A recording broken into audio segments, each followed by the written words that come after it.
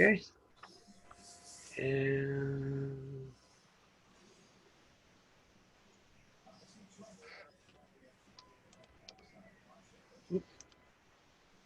okay. Hello, everyone. I am Rob Butler of the Carrollton County Library, and welcome to our webinar on Microsoft Word Basics. Since our library is closed for the quarantine, we have decided to bring you programming through the web. This webinar will be on Microsoft Word Basics with your instructor, Mr. Mike Gardiner. We'll have another webinar this Wednesday at this time of 7 p.m. on landscaping with native plants with Drew Lathan. And watch our website for further ones which we'll be having in the month of May. For those of you who are live with us, I ask you to mute your mic while Mr. Gardiner is giving his talk. This will stop feedback. And if you have a question, you can do it two ways. You can unmute your mic and then ask that. Mike will be happy to answer it. Or click on chat and then type your question in there for Mike, and then he'll keep an eye on that. This, as with most future webinars, will be recorded, which it is now. So if you have a desire to attend a future one but can't, you can watch it on our YouTube channel later on. So Mike, I will give you your presentation. Okay.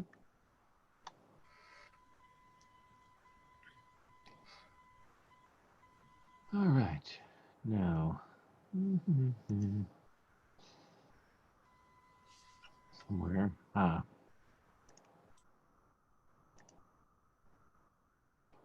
Okay.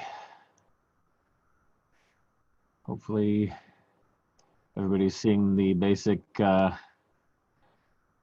first page of the handout, if we're going to have a handout. And basically just starting out. So from the sound of it, everybody here is already familiar with Word, but I'll just go through the basics anyway. Your typical Word environment, and yes, I actually made the handout using Word, so it gives you an idea what you can do. Your document window, name of Word, the document you're working on. This is the tab and ribbon interface. As you change tabs, it jumps around to relevant things for that tab. Rulers, so you can do space computations. And kind of a navigation box. So that lets you go places, and with this tab, you see the thumbnails of what you're working on. So, and yeah, feel free to pop in with questions. So, and yeah, first time I've been doing something like this, so I'm probably going to be a little uneven. Okay, starting Word. Multiple ways depending on how it was installed on your computer. It can be in different places. When in doubt, something like this will almost always work. And then there's some other shortcuts, and you may even have an icon on your desktop. Again, that will depend on how it was installed. So now and here I throw in a little humor. And what is a word processor? You've seen what a food processor does to food. Well, on this chart, you try very hard. You can't do that with words. So basically, a word processor is a much more sophisticated version of a typewriter, for those who are old enough to remember what those are. And the early word processors were actually specialized computers built to run just that function. That's all they could do. And any modern, or even by now several years old, software on a very low-end computer is much more capable than the old dedicated word processors. So there's that. the actual environment of Word itself, and it's looking slightly different because even using Word 2010, Microsoft kept slipping in little revisions, so the appearance is a little different than when I first did up this document. But yeah, your namespace, your adjustment buttons, which are these things here, which let you exit, expand it to full screen, or shrink it down to a button. The tab and ribbon interface with all those options, the rulers, tab control, document workspace. And this is for a thing called styles, which gets into the more advanced course. And that's a zoom control down here that lets you zoom your document in and out.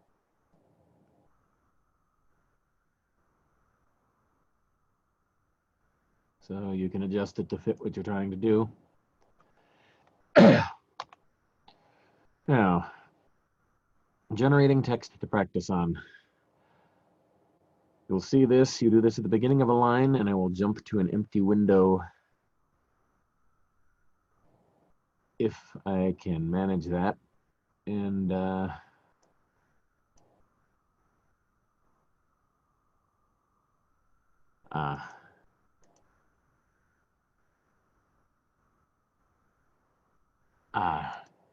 here we go.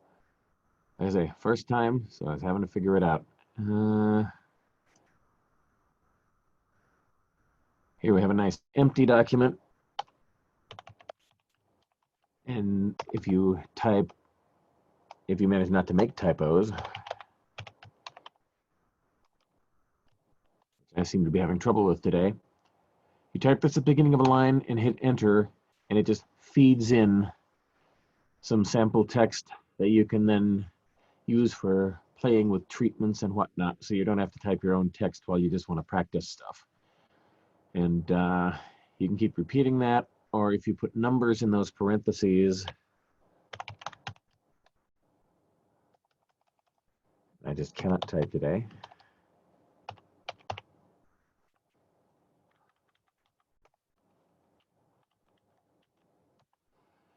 It generates sentences and paragraphs equivalent to what you put in there. So you can very quickly generate lots of practice text and not have to worry about it. So, and I'll get the hang of the switching thing. So, yep, this gives you an example of the practice text. And so you can just apply the treatments I'm going to show at any old time, and you don't have to type up your own text until you're actually ready to do real work. Okay, basic text treatments. Getting this centered on a page is going to be a little tricky. Yeah. So here are your most common treatments. Bold you can do by pressing the button and starting to type, or you can highlight and hit the button and it will do that. The same with italic and underline. So as a way of demonstrating this,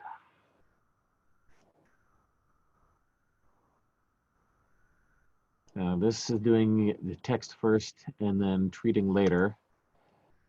And now you can see there's been a change. We'll do the same with the italic. And there's that. Now, just to show you, you can do this real time as you go.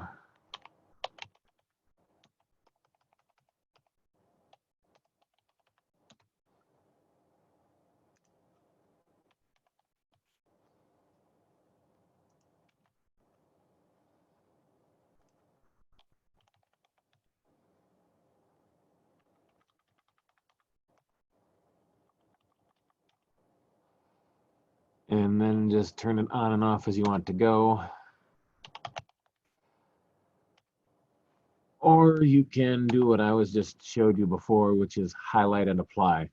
I prefer highlight and apply because it prevents leaving dangling code frames that you can't see, and suddenly you're typing in a format you don't want it to work. So but you do what works for you.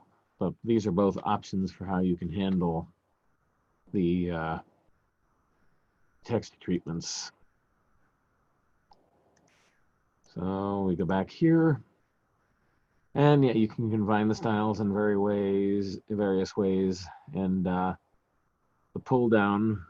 A lot of different buttons have this little arrowhead, which is a pull down, which shows you more options than can easily fit on the button, or in the case of a button with a lot of functions, the most common is what you hit to go, and you use the pull down to get to other things. Now you'll notice here different versions of letter forms. That's what fonts are.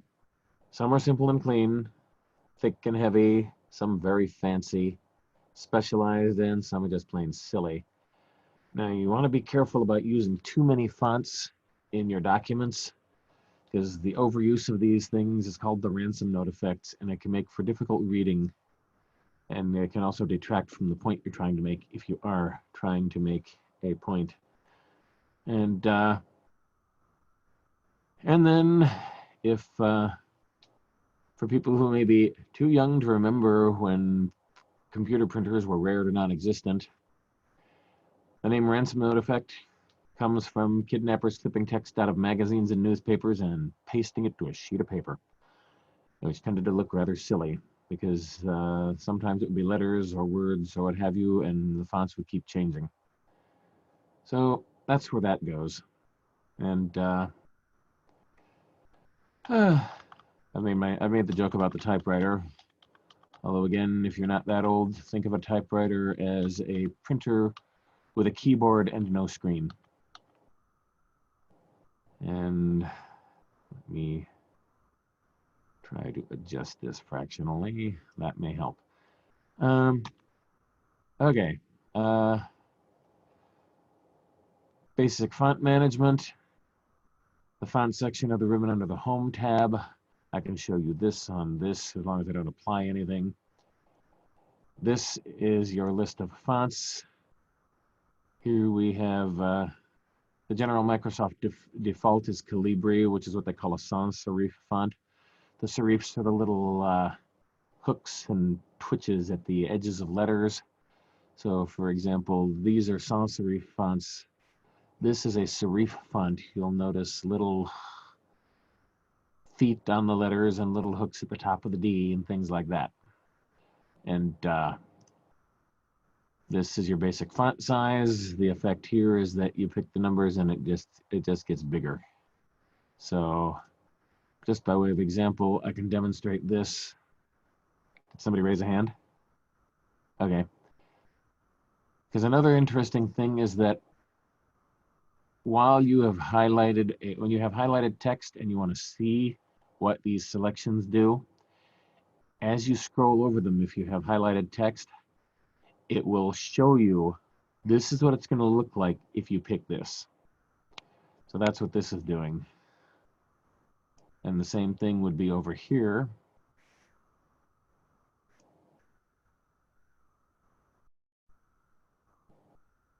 And yeah, it's kind of hard to see, but because this is so wide, but you can see how it's changing as I hover. So that's how you can choose to see what it'll look like before you commit to it. So that's a very useful trick. And the other option you've got is on the ribbon. You'll notice these titled sections. You'll notice most of the boxes have this little thing in the corner.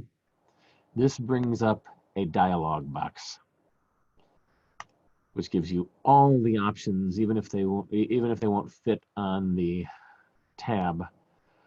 Here are your basic font options, so you can do things like change the color of your fonts, tackle the underline, make adjustments to the settings, although if you do that here, you don't see it the way you do on this with a highlight. And you can pick other things like hidden, all caps, small caps, super and subscript, strike through, and so on. So your fancier options. Now, Mike? yes? Mary Jo asked a question. Oh, I didn't hear anything, sorry. That's okay. Let me see. Is it in the chat box or did you It's just in ask? chat. I was just asking. I know Calibri is recommended. We used to use it in font 11 at work. I myself like to use Trebuchet or however you say it. I was just wondering what are the top recommended ones for normal business and commerce? Most of your fonts will be the simple and clean ones. Any reasonable sans serif font that isn't odd and spindly. Arial, which would be the Microsoft's version of Helvetica, is a common sans serif. And Times Roman, which is it's a serif font. It's more like they specifically call it Times Roman, I think, because it looks like the Roman font used by the New York Times, at least in the old days. So those tend to be the ones you would want for, Times New Roman is what they would, is the Microsoft equivalent of Times Roman. So primarily Calibri, Helvetica, Times New Roman type things. If you're generally, you would use one as your primary and the other type as a sort of an offset or in a text box where you'd highlight it. So generally for business uses, the simple fonts are best when you're not highlighting a point. If you want to get fancy to illustrate a point or to call attention to something, that's fine. Just don't go nuts. Thank you. You're welcome. Okay. Now, yeah. And here I jumped around a bit. I showed you doing the on the fly, although I recommend of getting the text first and then going back and applying treatments because it gives you better control and keeps you from unexpectedly having a dangling code that starts affecting text when you start typing new again. But again, that's a personal style, so you do whatever works best for you. Here's the whole thing about selecting text and applying treatments, which is basically you click and drag to cover what you want covered, and then you apply whatever treatments it is you're trying to do. Like say, for some reason I want this font to be red. And I've done that. So, and this is just, that's pretty much, you can do this with any of your things, and once you've made the selection, until you actually click away from it, you can continue making changes and applying treatments. So we can highlight it black, we can highlight it background with yellow, and so on. So that's really that. Now, depending on your version of Word, highlighting may be white on black or black on blue, or in this case, this one decided it's going to be light blue, and the underlying will depend on what the font is. So that's basically that. You can do that to text and other things in Word. And one thing is that one thing to remember out of a word processor and formatting, if you can always change anything you've done in terms of what it looks like, because it helps to think of this way, at least for me, but may not for you. The underlying text when I do this does not change. What we're doing by doing these funny treatments is we're overlaying filters that they go through, and that changes how they look to you. But the underlying text doesn't change. So if you mangle the text badly in terms of appearance, you can always just highlight the whole thing and select very dull plain formatting and start all over again. So that's the big strength of the word processor. You don't have to commit anything to paper until you're happy with what you see on your screen. Any questions? And generally, I'm not expecting any because people have said they are familiar with this already. So, if no other questions, I will go on. So, word and letter level treatments. So, yeah, I've demonstrated both of these actually. This one button will color the text when you need unusual emphasis. And this is literally a highlighter, just like a highlighting marker. except it's much tidier and you don't have these little squigglies as you go. And few people will have reason to use this one unless they're doing something decorative or whatnot. But you can play with outline and fill effects with your text and just do fun things.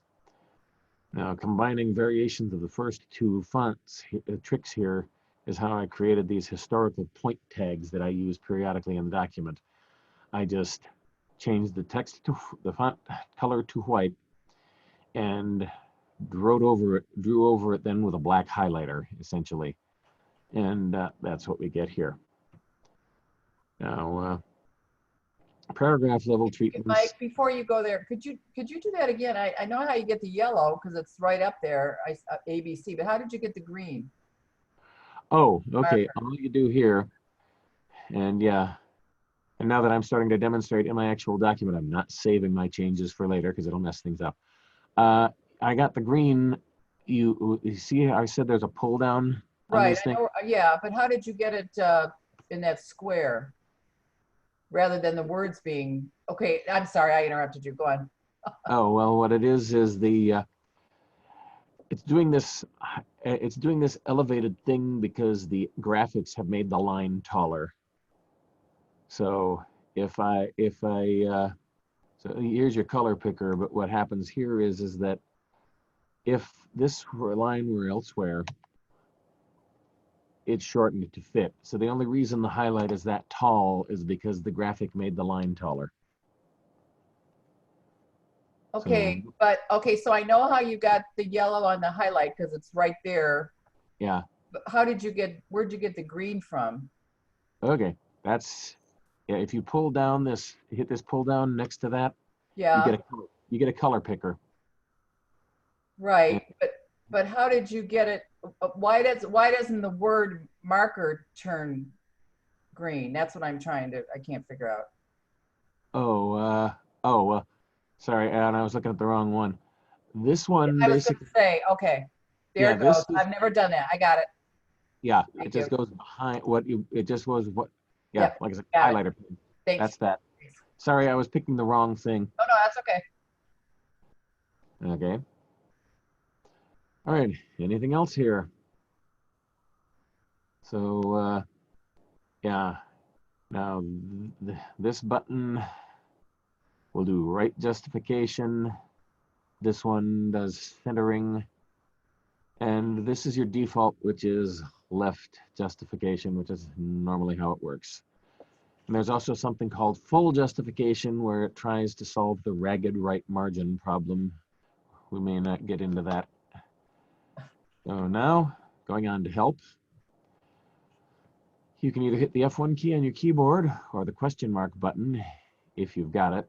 That'll be up here in this version. And you can just bring those up and ask questions of Word. So we'll do this and say copy. And yeah, they're shutting down support for 2010, but that's what this was made for. So I may have to update this for 2016. Anyway,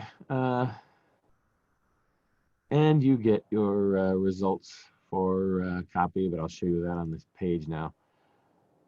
And you can just, once you've got what you want to do, you can select what you're trying to do, if we were going to add a text box or whatever, and it'll get us an article on how to do what you're asking to do. And now one thing to keep in mind is if the help facility doesn't give you an answer it doesn't give you a useful result, try search engines like Google, Yahoo, or DuckDuckGo. Bing isn't really useful at this point because the help function integrates Bing, and if you need to resort to search engines, Bing has already failed to find what you need. So, and yeah, and I really should say YouTube in here, but it wasn't that popular when we started. And you can learn an awful lot of this stuff just by asking questions at the YouTube search box. Now, we have views, which are different ways you can look at your document. So the full screen reading view will tend to give you pages side by side. Outline, very stripped down. Most of the graphics are hidden. It's just you want to see your points and not mess with it. Web page view, somewhat similar. You may get graphics, but the behavior of the page will change if you change the size and width of your viewing window. You won't normally use web page view because you don't normally want to use Word to make web pages. You can, but the results aren't very good. And print layout, which pretty much shows you if you print this, this is what you're going to see. So, and to a degree, that's kind of what we've got here, is it's showing us what it'll look like if printed. How did you get there, Mike? Well, here, what we do here is there are Yeah, okay. the View tab Yeah. will take you there. Oh, okay. And yeah, print layout is the default on the theory of what you see is what you get. Right. It's, but you can do this and I have to close this one. And you can pick the others, web layout. So those are always there, but I just never noticed them. Yeah, they're Okay. hidden, they're just hidden under the View tab. Okay. Oh, okay. Got it. Yeah, that's the tab in Ribbon Interface. If they're because there are lots and lots of options. In the old days, you would do click File, etc. But these days, the interfaces, you pick a tab, and the tab changes to relevant stuff for that classification. And so, yeah, sorry about that. I skipped a step. Thank you. I'll get the hang of it. Ooh, we've lost somebody. Oh, there she is. You evaporated. Okay, so any questions about the page views? I'll take that as a no. When would we use, why would people change that normally?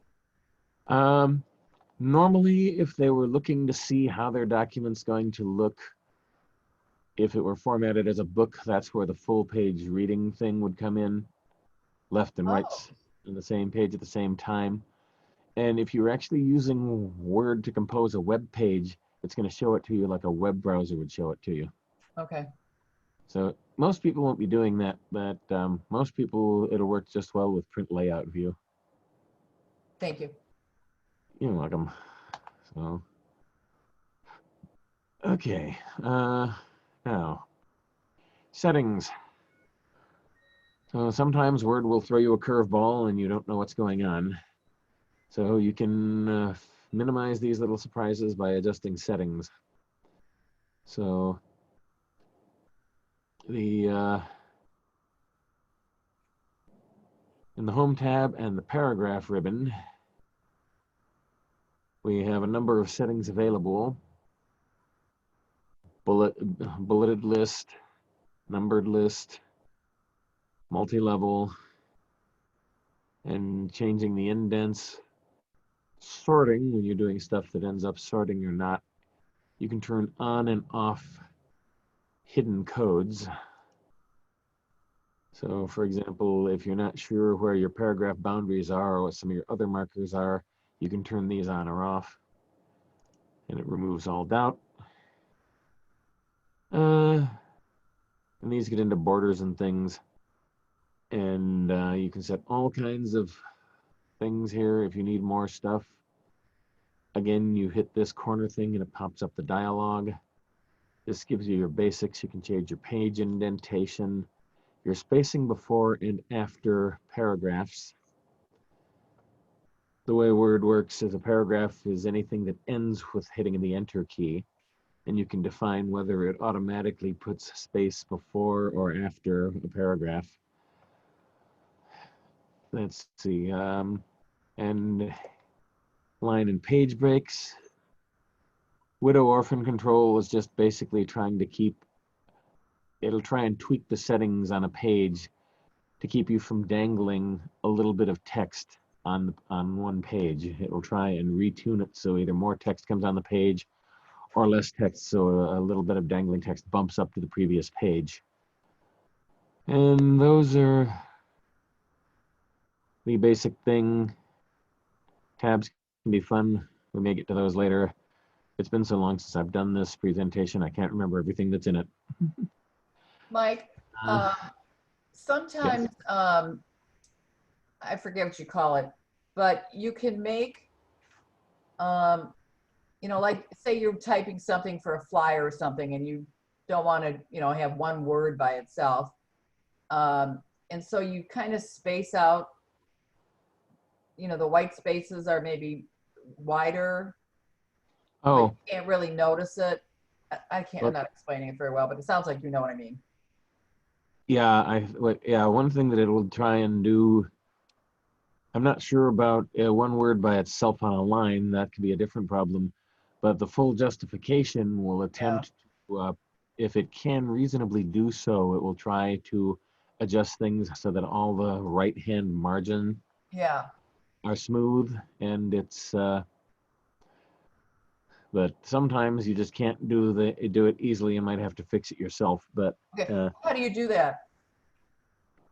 it would depend on the specifics of on the thing. If what you might try doing is, if you've got, say, one word on a line and you don't want to do that, highlight the previous sentence and run the font size down a decimal point. If it's like, if the font size is 14, change it to 12 point to 13.9, and just tweak down 1/10 of a point at a time until the thing jumps up. Yeah, And I've done that, yeah, that's one way of doing it. So. But I still don't understand so you're, okay, I'll just have to notice sometime. You're talking about, right, so, but does it default to right justification? I'm assuming it does. I mean, No, it defaults to left justify. If okay. let me show you, switch over to our test document here. Okay. And this is the default of left justification. Okay. If we highlight this and hit this full, it alters the spacing. Oh, okay. So it's the fourth one over. Okay. Yeah. And yeah, it alters the spacing to give you a smooth right margin. That's what I meant. The last line is can be a different problem. No, don't worry about that. Yeah, that's exactly what I meant. Thank you. Yeah, then if that's what you need, this is what you want to do. Yep. So what do you call that right justification? No, right justification. Or right and left, it's both. No, that's called full justification. If we just do right. Okay, what you just did is full justification. Yeah, this one is full justified. Yeah. This one is right justified. No, I get it. Okay, thanks. You're welcome. We get there eventually. Okay, now. Okay, we're back. And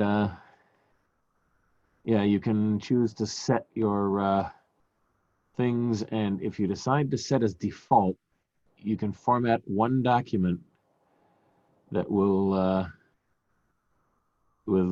create an empty document, put your settings in it you want to apply to everything. And when you say set as default, this will set as default for you can either say for the document or all documents based on the normal template. And if you say that, what it does is it saves it to a template called normal. And when you open a new document, all those settings are already there for you. This would be something that just be setting up that you want all your documents to behave this way as a starter. So, okay. Any other questions in that range? No, that means. Okay. Undo, redo, and repeat. A lot of people have fun with these. See, if you do, there are two or three buttons in the upper left corner, depending on how and when you look at it. So this is what they call undo, and this is redo. or no, repeat, yeah, redo. It's saying repeat paragraph alignment because that's the last thing I did in the other window. Let's go back to E.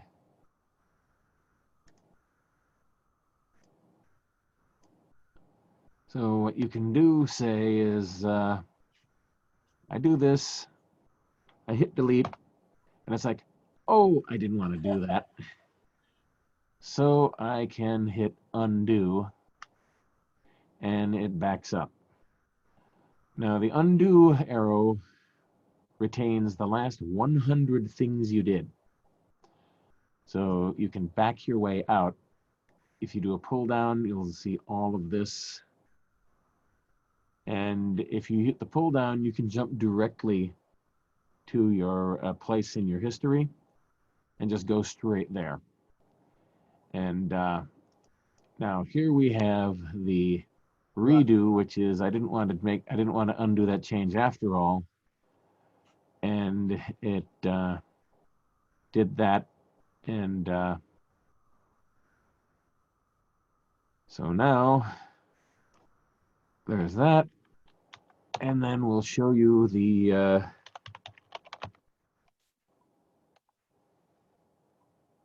and then this is the repeat action button actually.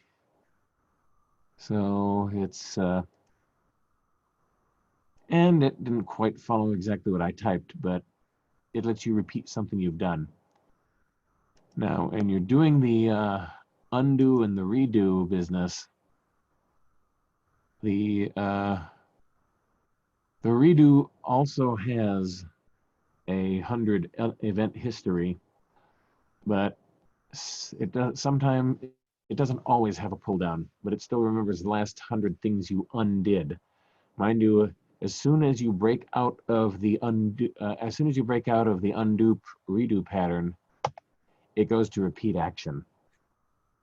That making sense? A little confusing, but I can play with it. You know, the important things that you'd want to remember are the undo and the redo, which are the left and right pointing arrows. Basically, if you delete the wrong thing, the undo arrow lets you put it back. Right. And if you're trying to decide something, you can undo and redo repeatedly until you figured out what you want to do. Just keep in mind that as soon as you make a change that isn't an undo again, the redo button disappears. Yeah. If you want to repeat, do you have to highlight what you're writing and then click on repeat? Well, what I would normally do if I were going to do a repeat is, because messing with that button, as you can see, is a trifle confusing. So what I would normally do is I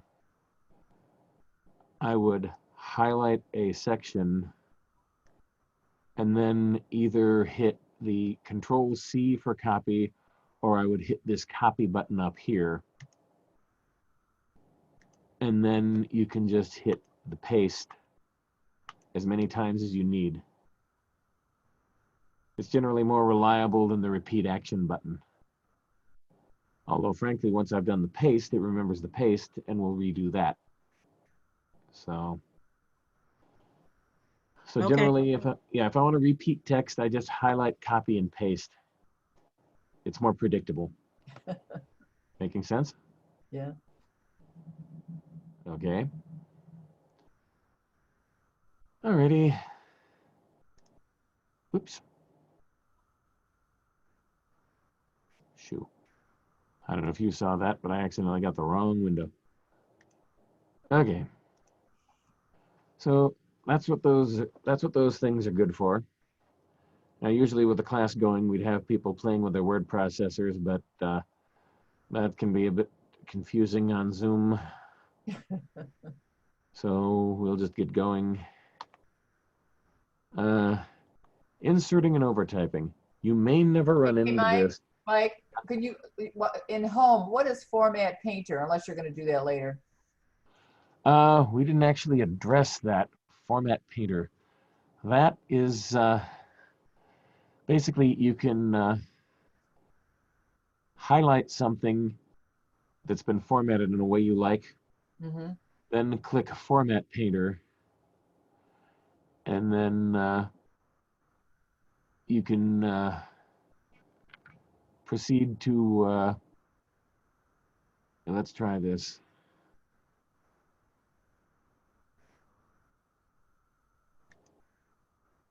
Now,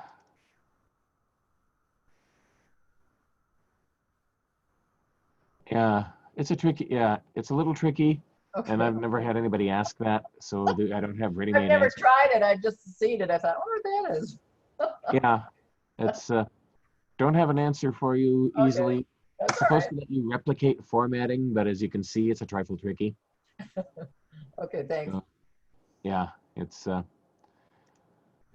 that's what it's supposed to do. Now, getting into this thing that this used to be a bigger deal than it is these days. I'm gonna have to change this page if I keep doing this into the future. Inserting and overtyping. A common feature in older word processors that were character mode only and had no graphic capabilities was the difference between inserting and overtyping text. Insert is pretty much the only mode most modern word processors have. Well, what old word processors would do is in overtype mode, which you toggled by typing the insert key, every letter you typed disappeared the letter immediately to the right of the cursor and replaced it. So they don't do that much anymore because all modern fonts are all proportional, so all the letters are different sizes. And so they leave it solely in insert mode, and you can't put it in overtype. However, if you are messing with a word processor and you suddenly find that letters are disappearing when you don't want them to as you type, you've probably gotten into overtype mode, and hitting the insert key will fix that. This will really be a danger if you're using older versions of word processors, because the habit carried over into the early first few iterations of graphic word processors. So, I and think that's I've all. done that accidentally because Yeah. it sounds familiar. Yeah, it can be on an older word processor, that can be a pain. Yeah. Let's see. I'm going to test it here. Hit insert. And yeah, it doesn't work. So what that's been disabled in modern versions of Word. Mm. You may never run into this, but if you do, that's what's happening. Any questions on this? Okay. Copy and paste, cut and paste, and delete. All right, I've already shown you some of that with the copy and paste. We'll jump over and show you cut and paste, which is a little bit different.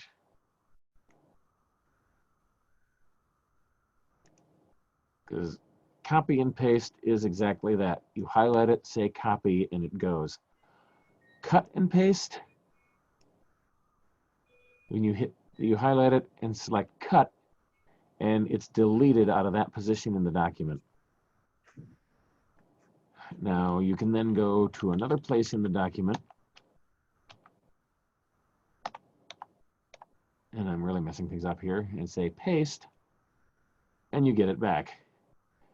And the nice thing about the text buffer, about the clipboard, is it remembers the last thing you put in it.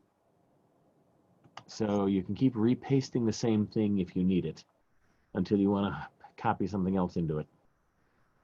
So, and then to delete a block of text, you just highlight it, hit the delete key, and it's gone. So this is just a variation of the select and apply that I showed you earlier, except that it works with things like editing, copying, pasting, and cutting. So,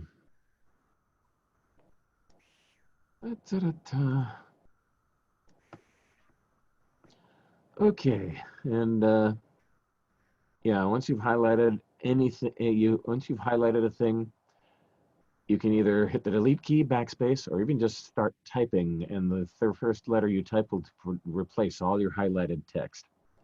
It's real easy to get rid of stuff. And there are keyboard shortcuts if you don't want to go poking around hunting for icons and whatnot. Control C is copy, Control V is paste, and Control X is cut. I guess the logic is X looks a little like a pair of scissors. So anyway, anything on that before we go on? Nope. Okay. Indents and margins. Now, most people will indent the first line of a paragraph by pressing the Tab key, which is reasonable under a lot of circumstances. But one thing you can do to kind of make that less necessary is you can format the first line indent, where when you hit enter to create a new paragraph, the cursor automatically jumps a few spaces to the right to give you your positioning so that you don't have to worry about forgetting the tab or can go back and edit or what have you. So let's see. If you expand the paragraph button,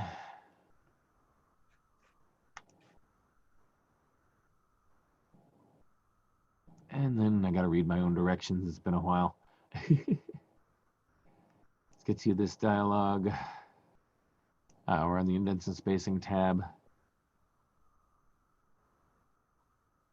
For after special first line.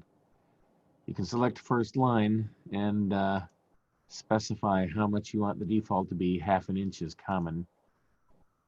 And what that will do is that, let's go do this on the test document.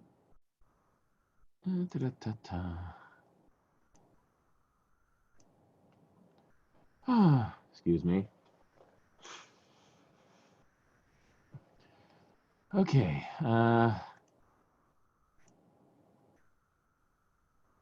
Paragraph. Font. Nope. Wrong one.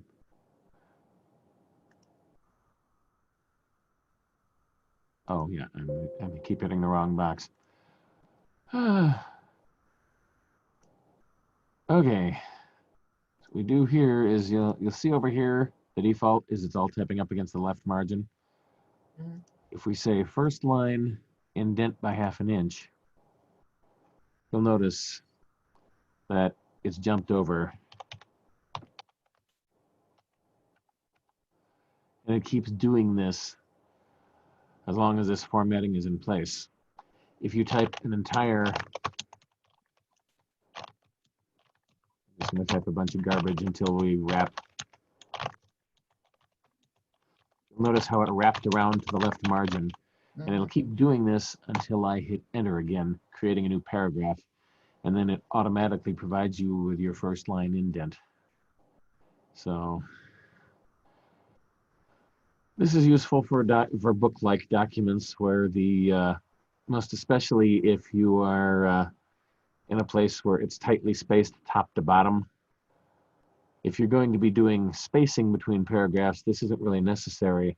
But say if you're writing a novel or something, and you don't want the you don't want lots of blank space on the page, you would use this sort of feature to be your break. You hit enter, and instead of creating extra space, it just jumps in.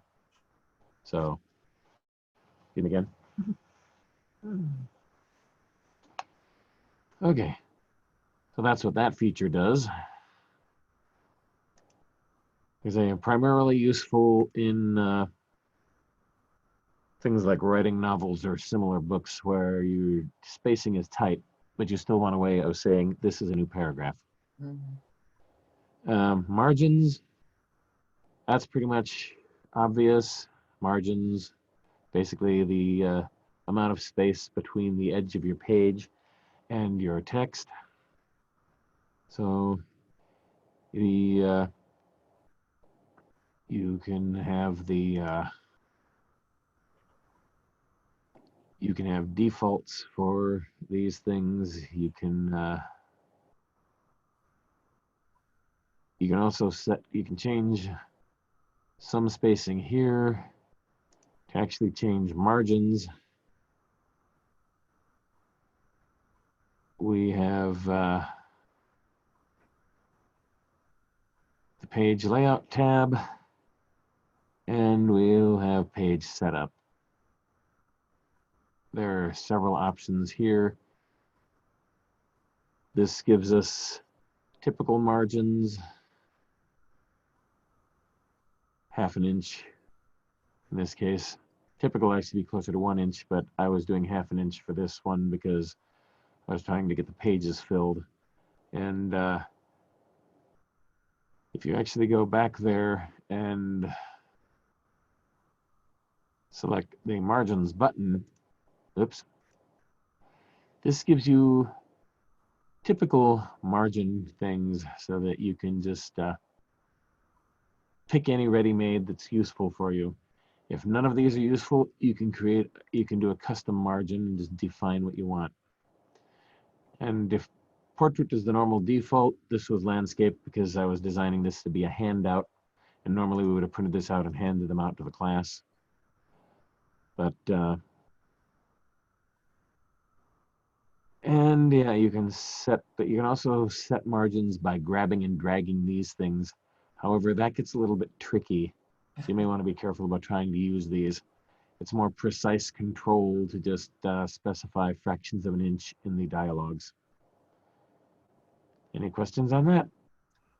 Well, this is Mary Jo. I sometimes, and I'm thinking that it's when I've copied something from somewhere else and I want to, like bylaws or something, and I want to, you know, replace something, and I just can't get a line, you know, to be left justified. I mean, I eventually do, but I don't know. I don't know what's happening there. Well, if it's a matter of you've copied something in and it just needs to be reformatted, then what you can specifically do is, let's come up here. If you do a highlight, one thing a highlight will do is it will tell you the affected text. If you're getting covered blue space with nothing in it, that tells you that's probably hard spacing. Hmm. So what you can do, say if you've got a line and it looks like this, Mm-hmm. you can either run the cursor over and see, or highlight and the blank space alerts you, yeah, there's either a tab or spaces here. And if that's the case, the easiest thing is to pick one end or the other of the blank block and either delete or backspace it out of existence one at a time until you get the line where you want it. Because if you're getting documents from other people, there are lots of invisible formatting codes. Yeah. They may have used tabs in places that are causing your document to react funny. Yeah. So yeah. Right. Thank yeah, you. that's one way. That's one thing to look for. That help? Yes. Thank you. Sorry. No problem. Just making sure. Like, you're gonna have to work up a new style for doing this sort of thing for these types of things. Okay. Any other questions to any of these items? Okay, we'll take that as a no. Working with tabs. These things can drive you frickin' crazy. So, because there are different kinds of tabs. Most people, you think of tabs as either the left-hand thing or stops at various points on the page. However, there are different kinds of tabs in Word. You can set tab stops using the tab dialog and specify a type, left, centermal, right, decimal, and so on. And you can remove tabs from that, and you can also set things using the ruler. And these are useful to know about because these will be created up here on the ruler if you use the dialog. This is your conventional left tab. Now this is a center tab. What a center tab does is kind of interesting. So I will go back to our victim document here.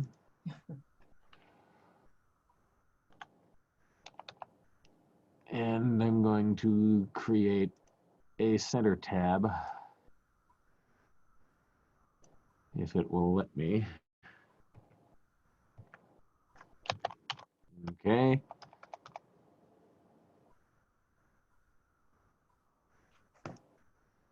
All right, let me go back to my document and see.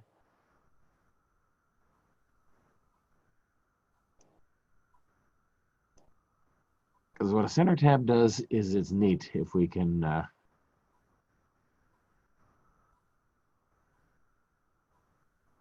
lower part of the ruler. That's what I needed to do.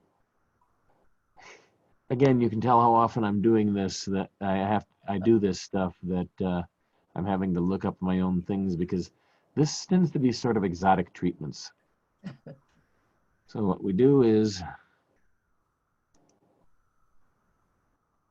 oh, okay, that became a,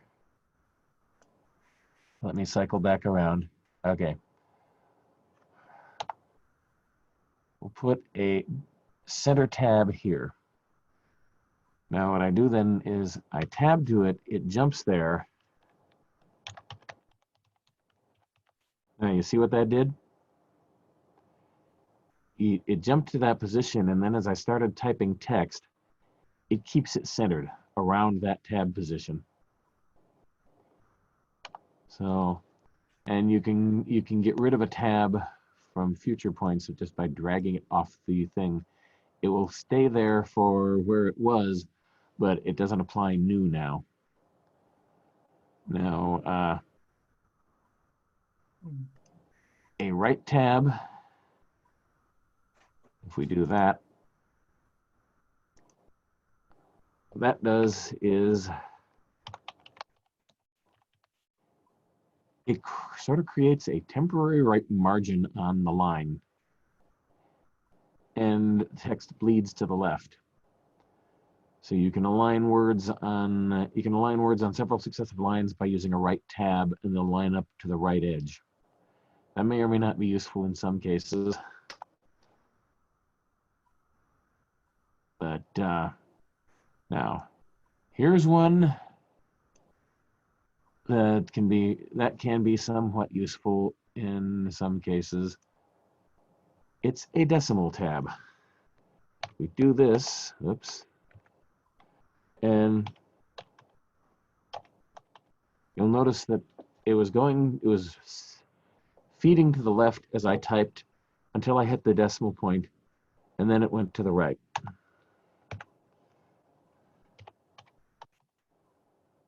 Now at the moment, you would normally have your spacing finer than this, but that can be fixed. But the benefit here is that if you're trying to type up a column of figures, like dollar amounts and what have you, you can use a decimal tab and they will line up neatly on the decimal. And therefore you can just run all the way down the page, typing your numbers, and they will line up nicely. And once again, when you're done, you can simply drag the tab away, and it still exists for places it was, but once you've dragged it off, it doesn't affect into the future. And the other sorts of tabs get more exotic. The bar tab, all I've ever found that to do is it draws a line down the screen. I don't know what that's useful for. First line indent is just we'll set this bar up here as a point. You're generally best off doing the first line indent in the paragraph box rather than here. It's less confusing. And hanging indent is a tricky business.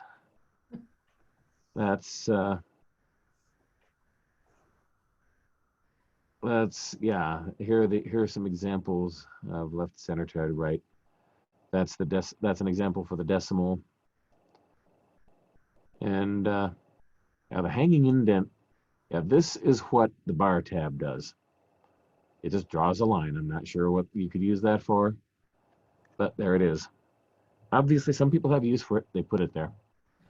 Now, hanging indent is kind of interesting. It's kind of a reverse paragraph formatting. When you do a hanging indent, the first line is shift. The first line starts left, and then if you have to wrap, it goes around to the indent. This is the sort of thing used for doing citations in a bibliography section of college and research papers and so on. So,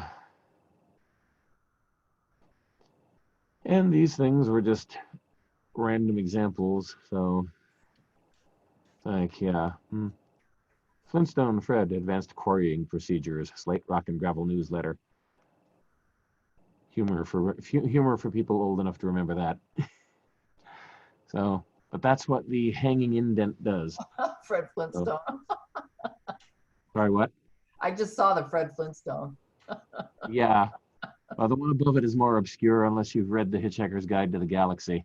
Oh no, But I know about it though. yeah. So when doing these, you're using the ruler on top. Yeah, you Yeah. would use the ruler. You would select the hanging indent from shown up here. You would click this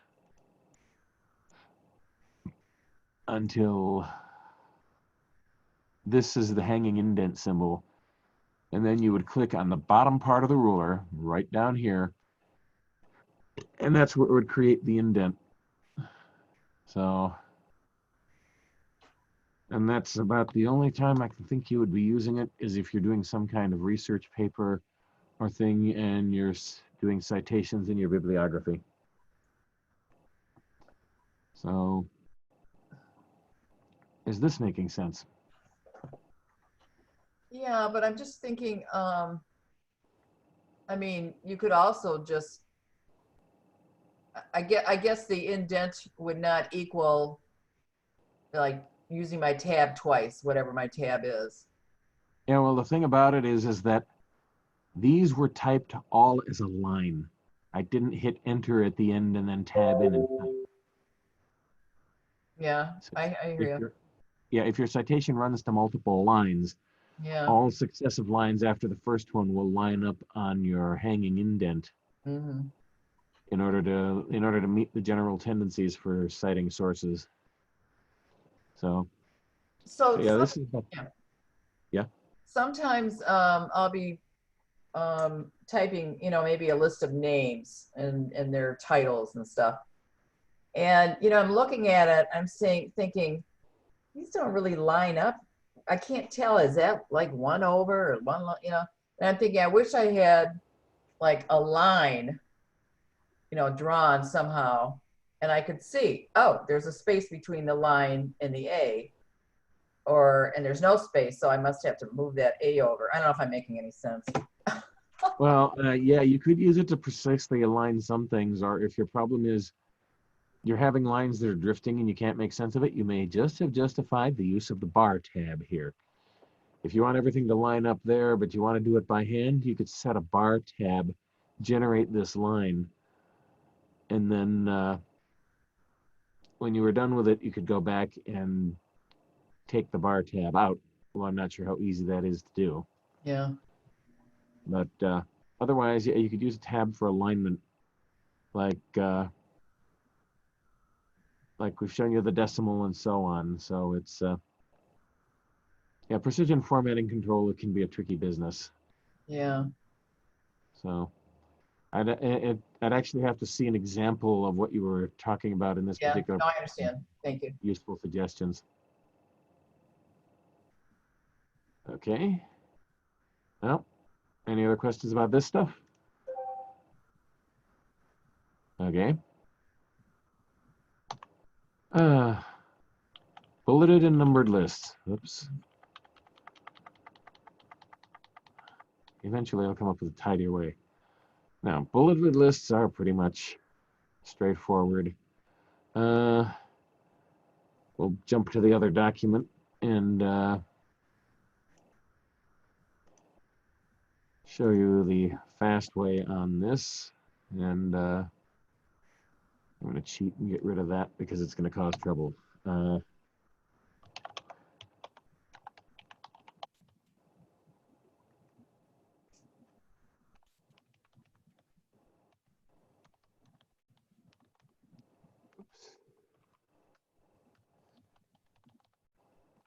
And yeah, the spacing is causing problems, but you can type items in a list and then say I want just a bulleted list. I hit that button, and here we cross the page boundary, but you'll notice it just brought them together and did a bullet symbol. And so you can just create these dotted lists. And you can also do a numbered version. Yeah, this will make a little more sense.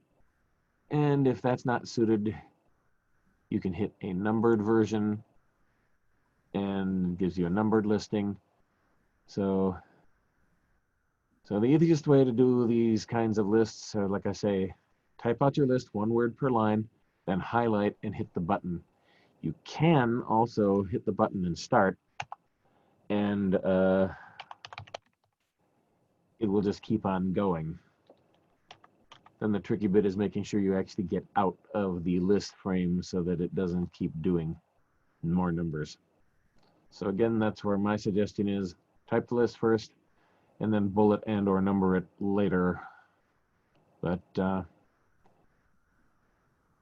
that's that. Mike, Yeah. so I know how, obviously, if I wanted to, use numbers in a document, I know how to do that. How, is there a way to just use the bullet like once in a while because you want to have something stand out? Well, another option you have is I mean, is that a character somewhere? On well, my if you just keyboard, want, yeah, if you just want to do an isolated thing, yeah. hang on. There's a no. Oh, they've gone and changed things again. Let's see. There's a thing about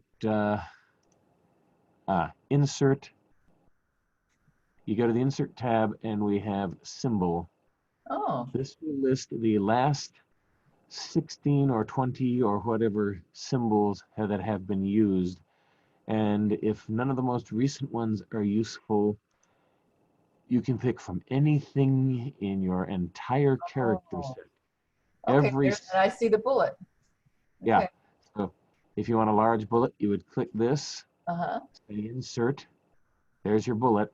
And now, if you go back to insert symbol, it's added that to the head of the thing, head of the list on the logic that if you've used it once, you're probably going to use it again. Thank you. You're welcome. Okay. Let's see what else we've got going here.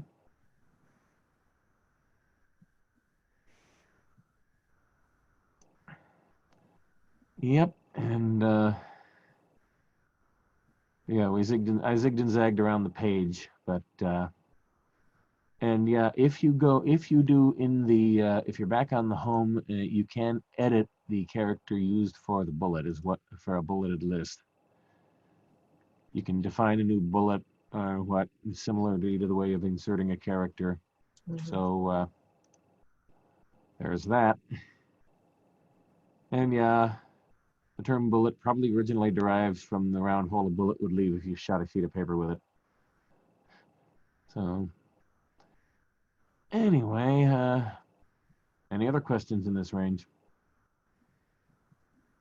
No. Okay.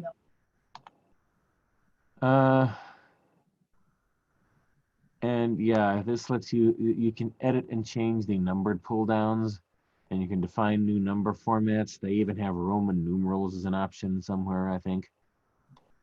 And letters A, B, C instead of 1, 2, 3, and so on. So you can do your formatted, numbered, or sequenced lists any one of several ways. Spell checking. Before you leave, so I know I've done it before, but how do you put numbers on the bottom of a multi-numbered document? I know I've done it. Okay, so there's I'll show you the simple part. We actually get into page numbers in Oh, okay. well, we actually get into page numbers properly in the next version, but the simple way to start Okay. is The easiest way, I believe, is Oh, okay. page layout, and I think it's under page layout. You know what? I can't remember off the top of my head. There's Okay, a that's simple, all right. I know I've done it. yeah. There's a thing with page numbers that, well, yeah, let's do this. I said about the help system. It's there. If you keep going to the right, it says header, footer, page number. Ah, Ah, here it is. It's sort of in the middle. and I'm not even, yeah, and I'm not even looking right at the document I'm doing. Thank you. It's been it's been a year or two since I've done these because we weren't getting enough class. So now you Okay. can find Yeah, thanks. where you want it, and it'll give you these examples. Mhm. And so say we want bottom of page in the middle, and there we have that. Now, one thing that can be a problem in Word is that in many cases, there is a way to do this. It's probably more complex than we want to get into now. A lot of documents you don't want a number on the first page, Right. but the default in Word is every page. There is a way to do that, and Yeah, I've done that. I think it's an option. Yeah. well, yeah, I believe it's called sections. A section is basically a format break, kind of like a page break, jumps from one page to the next. It divides your document at the point you make the section break, and then the formatting for those two sections are independent. So you can use that to you can start with page numbers, I don't think it insert was a that section, complicated, but maybe. and then just delete the page number from before the section break. Like I say, I didn't say it was easy. It just knew it was possible. So that's why it's in the next section, not this one. I got it. Okay. Yeah. So, okay. Spell checking. So, yep, if you get spelling errors, and you'll probably get some. Now, here's one problem is that if you can do a spell check of the document, normally in Word, it's constantly looking at your words, and anything it doesn't recognize as a valid word gets underscored in a red squiggle. Now, do keep in mind that that is a case of it only does this for things that it doesn't recognize at all. If you make a homonym error, i.e. it sounds right but isn't the right word, it won't catch that if it's spelled, if it's the wrong, if it sounds right, is spelled right for what it actually is, but it's not the right word, it won't catch that. The grammar checker might catch it. That's the green squiggle. It'll underline what it thinks isn't working. And this is as you go typing. So you can fix these things hot as you go. You can check the entire document at once. There's a button like this that's specifically saying check the whole document. So if you just don't want to deal with them at the time, you can just ignore the squiggles until the time comes to do the document, and then hit that button, and it will prompt you as you go through. Fix this, fix this. Do I fix that? Do I fix all of these of this type, and so on. And also, if you're, in some cases, if you know you've typed a word correctly, this will be the case in technical terms that don't appear much in business, you can add it to your dictionary. And then it will consider that word spelled correctly in future. This is also useful if you're writing science fiction or fantasy and have weird words, names for things. You can add them to the dictionary so you don't have these red squiggles all over your novel. So, and there are other things. You can even do autocorrect, which is a way to define, if you see this common typo, fix it by changing it to this. And Word comes preloaded with a lot of those, but we don't get into that until the next section. So, but there are the options. Spell checking is normally real time with these squiggles, but you can just wait it out and then say check the whole document. Is that making sense? Because, for example, in this case, if you right-click an underlined word, it gives you a list of what it thinks are likely replacements. And you can pick one of those, say ignore it, ignore all occurrences, or add it to the dictionary right there. And you'll get boxes like this if you do the full check of a document. Okay, once again, questions? Nope. Okay, we're getting there. Printing. Now, printing, relatively simple. File, print, and it gives you these options for things you can change. This is my printer, and this is showing you, barring problems, this is what your printout will look like. It used to be you had to ask for a print preview, now it's automatic. You just, and that's really it. You can change which pages get printed, whether it's single or double-sided, if your printer can flip the paper over. If you're printing multiple copies, will it do all the page ones at once, or will it repeatedly print the document to collate them? You can change the orientation and other things. Most of these lower things you generally won't want to mess with because you'll have defined that when you made the document. The big things you want to print a sub-range of pages, or change from single to double siding, or in some cases from double to single if double's your default, but for some reason you need the pages to be single-sided. So the equivalent of a galley proof might be a reason to do that. So, and we've hit the end. So when you were saying your next session, so you have like a Microsoft or a document level 2. We have a section that's a bit more advanced that does things like Tables? styles and some of the more advanced formatting, and even a section on using mail merge to print documents and letters. Mm.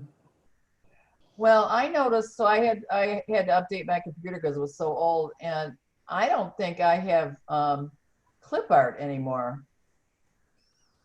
And do you know what version of Word you're using? well, whatever, I bought it at Christmas time, so whatever they would have given me to be the newest. I don't know. Well, But don't you use the newest one? I use the newest one at the office where I work. That's Office 360. That's That's Microsoft probably what I Office. have. That sounds familiar. In which case, Clipart, if you're connected to the internet, it should be possible to have it download Clipart. I would actually have to look that up. I don't have much need for. I mean, I don't know why. I mean, I use it a lot. I don't know why. Like maybe it's there and I just couldn't find it. But I just looked at. Well, yours has it, but I just looked at mine and I don't see it. You know, it was under the insert stuff. I don't see it. Okay, I'm going to.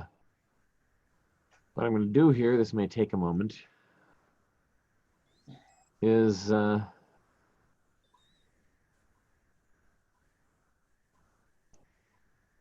going to locate, on this computer I actually have Office 365 installed. So what I can do is I'll bring up Word 365. Okay.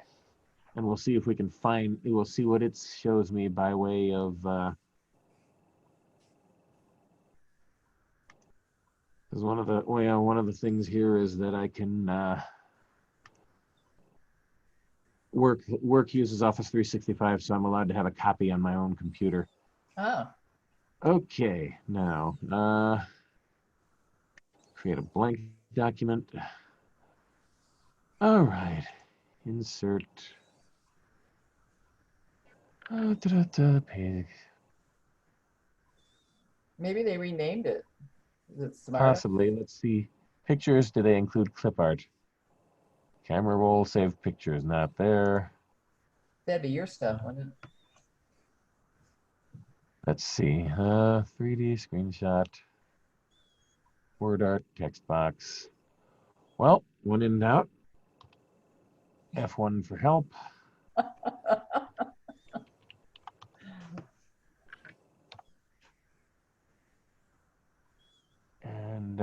online pictures. I did see that. Yeah. Okay. Yeah, hang on.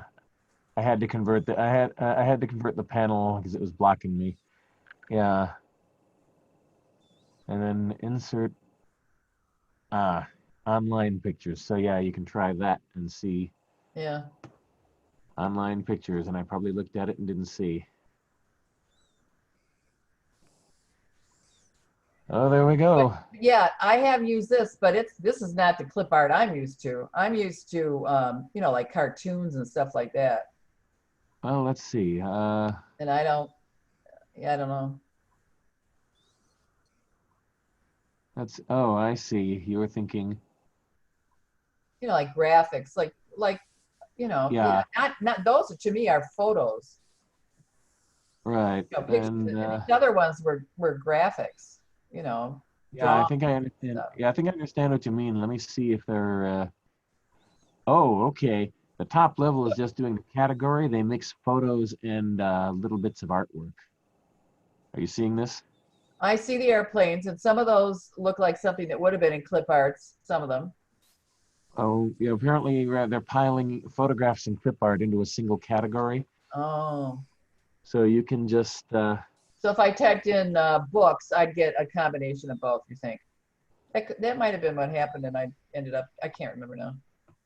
Yeah. Yeah, There we okay. go. All right. Thank you. Okay, cool.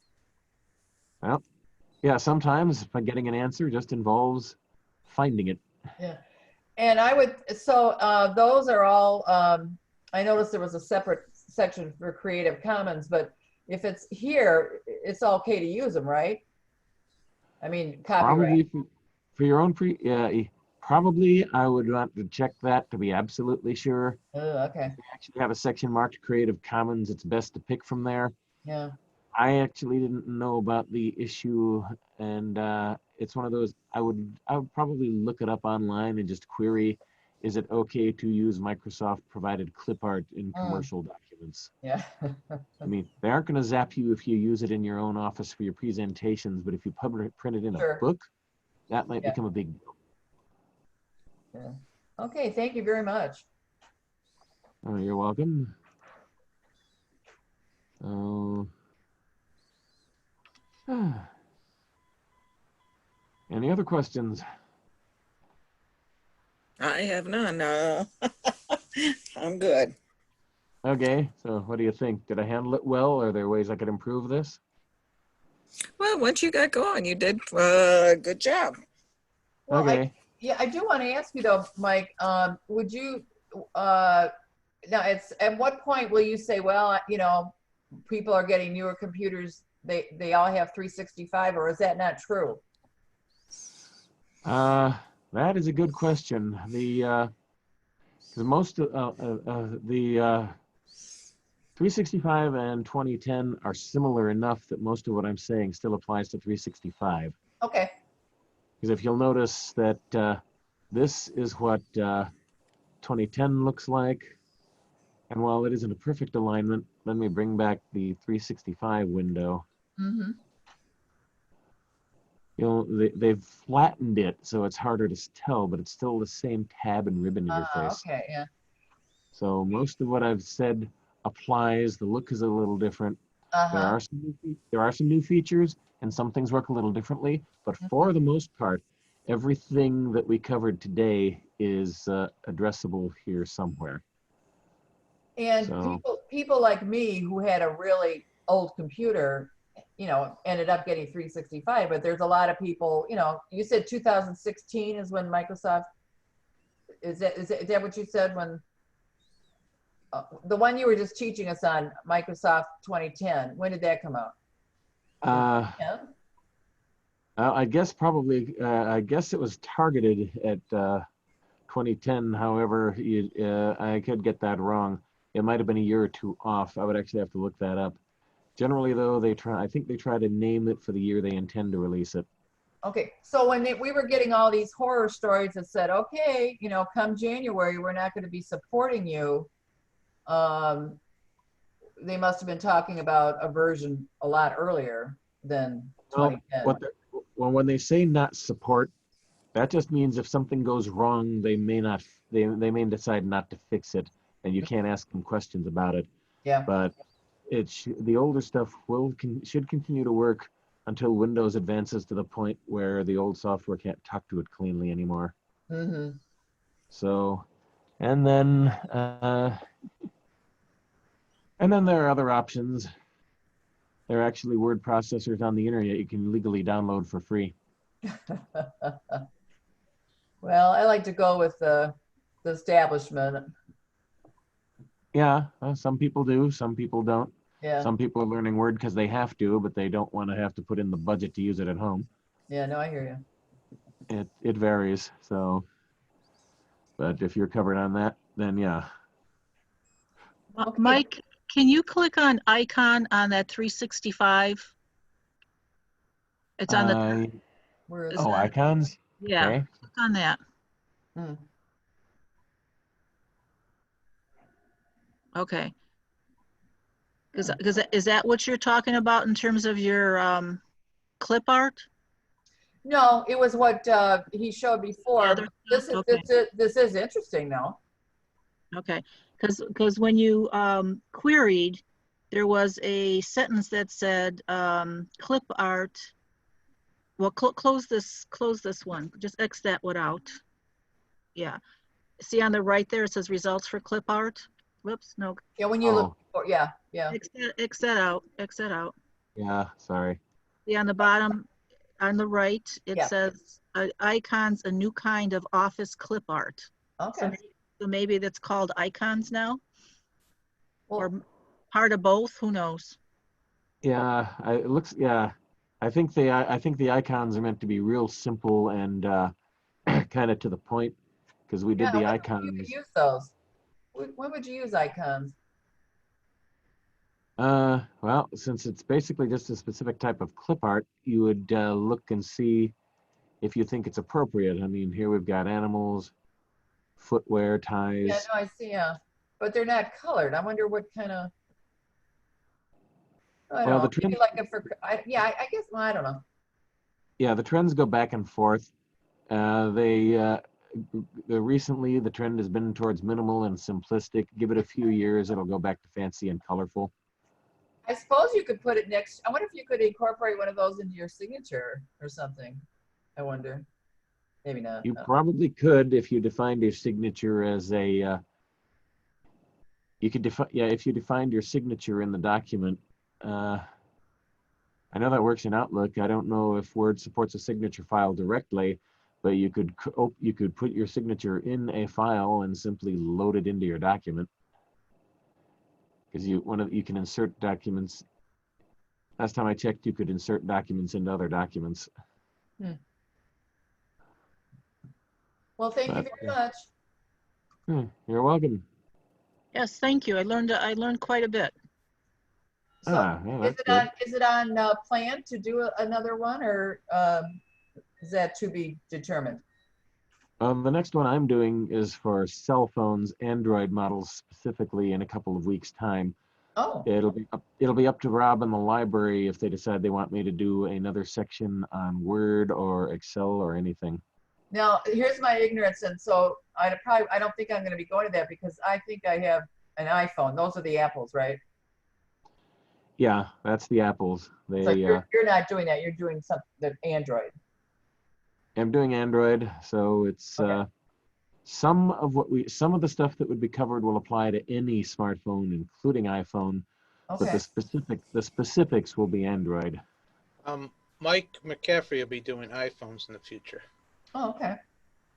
Yeah, that's Have they that'll sent be better. You ought to have one about how to do Zoom or how to be a participant, and like. Although I don't know how long it would take, and there's lots of videos on it, but might be kind of fun. Yeah, one of the basic problems with doing a class on how to participate in Zoom is that if you can actually take the class, you've mastered the really basic part of it already. I just meant as a participant. I mean, I don't know if people. Do you know Zoom pretty well, Mike? What? Do you know Zoom pretty well? No, I've been using Zoom this way for about 3 weeks, And Oh. before that, I've been using it for 6 months because a lot of our vendors use it exclusively in screen sharing and audio mode Okay. to do report. I'm just wondering is there a way that participants can have access because the host has provided it to more reactions? You know, at the More bottom, it's like thumbs up and clapping, but I've seen stuff where I see flowers going up or balloons or something, and somebody said, "Oh, that's in Facebook." I thought, huh? Do you see down below, you see reactions? Yeah, Click on that. I know, but there's only 2, and I'm wondering if there's a way a host can add some, but maybe that's just in webinar. I don't know. I thought there was other ways. Yeah, I don't think I can do it. I think the host would probably have to, in their Right. settings, do it. Let's see. Let me see if I can. I didn't see, because I got a basic thing for myself, and I didn't see where I could add reactions. So I I didn't thought see where I maybe could it's do webinar. it, but Let's see. I'm looking for reactions on my thing here.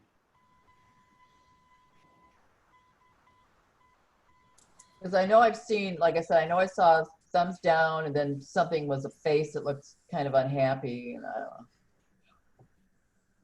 While you're looking, did you already send out the notice for the training on the Droid phones? Because I didn't see any notice come through. not yet. Okay.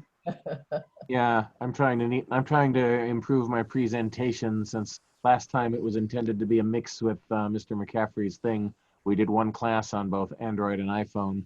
Oh, So I'm going to be working on improving that, but it's probably still going to be a bit rough. hey, you know, anything's better. Any other questions? Nope. I'm gonna say goodnight. Thank you so much, guys. Well, let me, Oh, are you still looking? I didn't know. Okay, just let me finish here. sure. Well, thank you for joining us, everyone. Please make sure you stay connected with us at dhcl.mishlibrary.org and on Facebook, Instagram, Twitter, Pinterest, and YouTube, where you will soon find other presentations as well as this one and how to do crafts with Eileen, painting, stories, puppets, and book talks. And if you have any questions for me or for Mike specifically, or the library, you can email us at dhreference@gmail.com. Actually, while I was just going on, I was thinking that if you wanted a tutorial of tonight's presentation, you can email me. I could ask Mike to send it to me, and I could email it to you. Or if you have any comments of the presentations. So thank you for tuning in. Can I just say one thing? Sure. I just want to say that Lynn, set up a talk for her group, and I know Rob, you're going to do one. But I had never used Hoopla before, and it's amazing. And I did not realize that, and I don't know if it's always this way, that there's no limit. So you could have 500 people apparently using the same title. Yeah. And I don't know. Then I got another one too that was Audible, and I listened to the book, the one she's going to be covering. So it was great. So I just want to say thank you. Oh, well, thank you. Okay. Okay. Bye-bye. Bye. I'll see you on soon. Tuesday. Okay. Right. Good night, Rob. Good night.